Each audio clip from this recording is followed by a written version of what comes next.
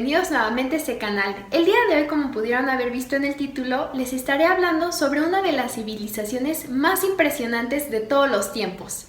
Estoy hablando ni más ni menos de la antigua Roma. Pero antes, no olviden suscribirse para nunca perderse videos sobre historia o también sobre cosas de estudio. Así que sin más que decir, comencemos.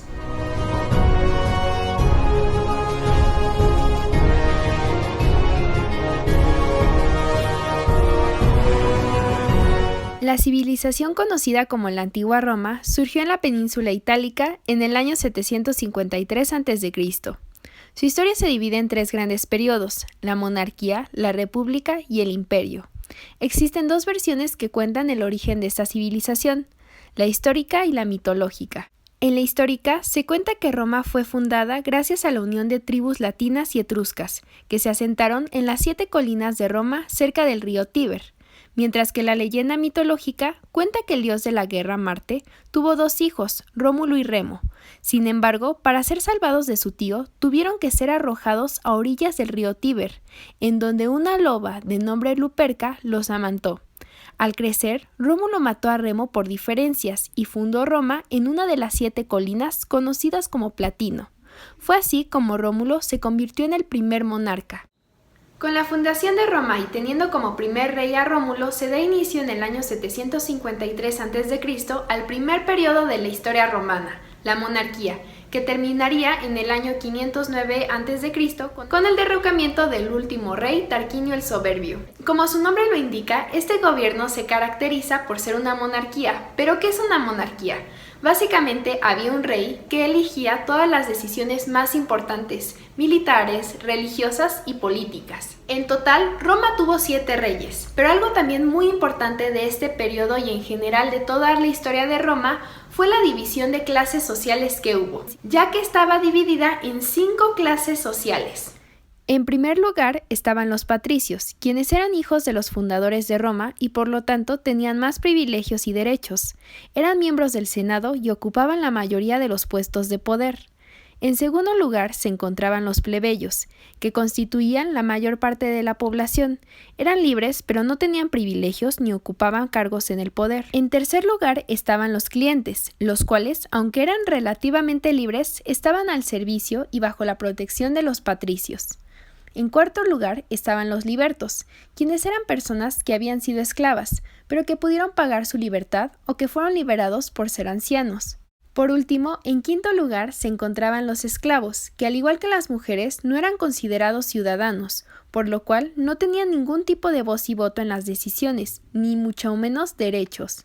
Como recordarán, los patricios mantenían gran poder dentro de la sociedad romana, pero este incrementó en el año 509 a.C., cuando los pobladores estaban cansados del mal gobierno de Tarquinio el Soberbio, por lo que decidieron expulsarlo, aboliendo completamente la monarquía. Es aquí donde se instaura el Senado, dando inicio así al segundo periodo de la historia de la antigua Roma, llamado la República. Este periodo va del año 509 a.C. al 27 a.C. y se caracteriza porque el gobierno estaba formado por 2 cónsules, el Senado y las asambleas generales, lo que significa que no había ningún tipo de centralización en el poder como anteriormente en la monarquía había. El Senatus Romanus, o Senado, estaba compuesto por 300 miembros, principalmente patricios, y se encargaban de elegir a los 2 cónsules y de ratificar las leyes propuestas por las asambleas generales. En general, se encargaban de la política exterior, mientras que los 2 cónsules ocupaban los puestos más importantes en todo el gobierno y se encargaban principalmente de la política interna. Es decir, que su función era regir al Estado.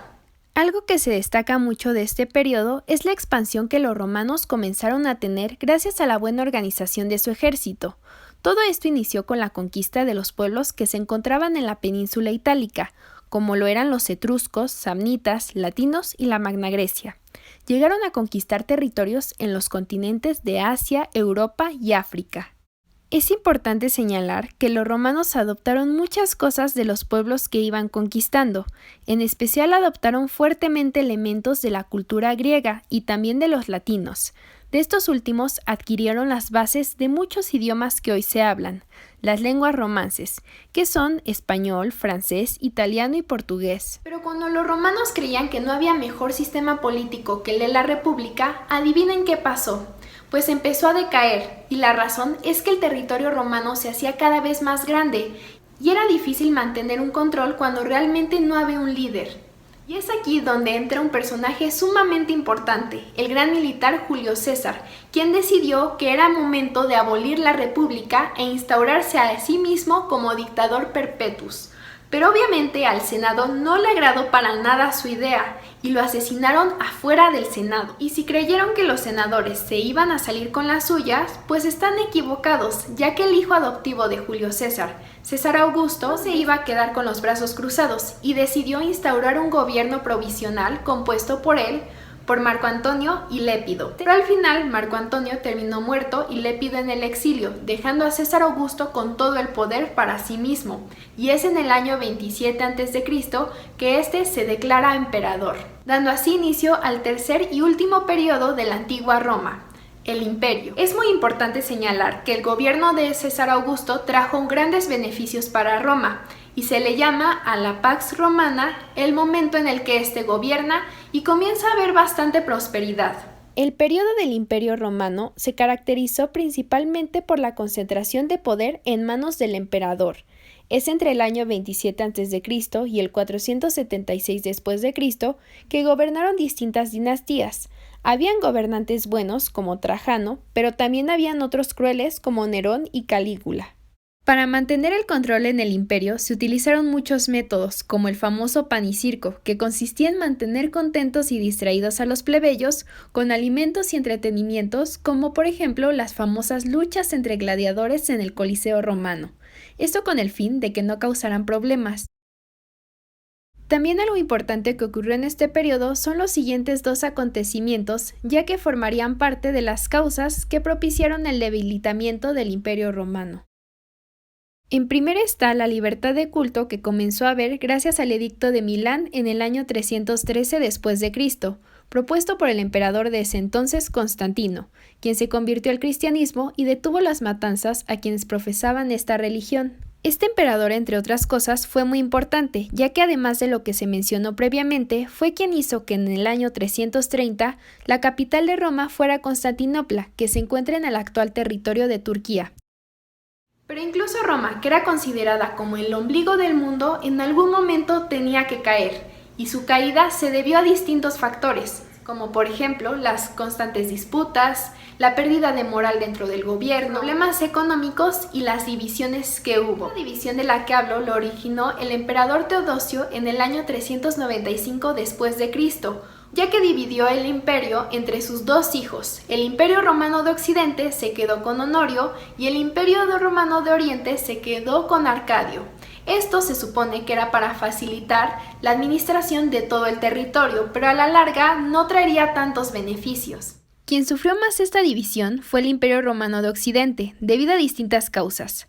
Las internas fueron las subidas de impuestos, corrupciones en el gobierno, debilitamiento del ejército y también el auge de la cristiandad, mientras que la causa externa, y probablemente la más importante, fueron las invasiones de los pueblos bárbaros, quienes eran pueblos guerreros extranjeros provenientes del norte de Europa y Asia Central. La caída definitiva del Imperio Romano de Occidente ocurrió en el año 476 después de Cristo, cuando Doacro, quien era un bárbaro, destituyó al emperador Rómulo Augustulo. Este suceso también marca el fin de la Edad Antigua y el inicio de la Edad Media. Por otro lado, el Imperio Romano de Oriente, o también llamado Imperio Bizantino, perduró por casi 1000 años más, siendo su caída definitiva en el año 1453 después de Cristo, con la toma de Constantinopla en manos de los turcos otomanos, fecha con la que se concluye la Edad Media e inicia la Edad Moderna. Y es así como concluye la historia de Roma, pero antes no olvidemos que nos dejaron grandes aportaciones que siguen muy presentes en nuestro día a día, como por ejemplo, nos dejaron el derecho romano, que eran las normas y leyes por las cuales los romanos se regían para tener una buena convivencia. Esto ha sido de gran importancia ya que ha servido como base para la creación de normas jurídicas que utilizamos en nuestro presente. También nos heredaron el idioma latín, que ha servido como base para las lenguas romances que hoy en día se hablan. Por último, nos dejaron las grandes construcciones que siguen muy presentes, como los teatros, anfiteatros, acueductos. Y bueno, esto ha sido todo por el video de hoy. Espero que les haya gustado muchísimo, y si fue así, no olviden de suscribirse, darle like a este video y comentar cuál fue su parte favorita de toda la historia romana. Sin más que decir, nos vemos en el próximo video.